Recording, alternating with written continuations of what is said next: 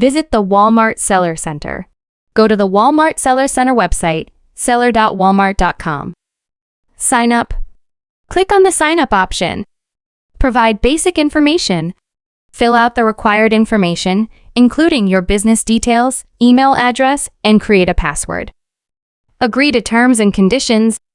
Read and agree to the terms and conditions. Complete the registration.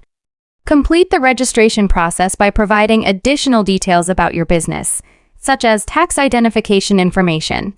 Wait for approval. After submitting your information, you will need to wait for Walmart to review and approve your application.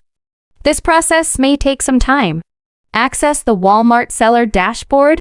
Once approved, you'll gain access to the Walmart Seller Dashboard, where you can manage your product listings, inventory, and orders. Set up your seller profile. Complete your seller profile by adding information about your business, policies, and other relevant details. List your products. Add your products to the Walmart Marketplace by providing accurate and detailed information, including images and pricing. Set up shipping and fulfillment. Configure your shipping settings and choose your preferred fulfillment method, whether it's self-fulfillment or utilizing Walmart fulfillment services. Launch your products. Once everything is set up, you can launch your products on the Walmart Marketplace.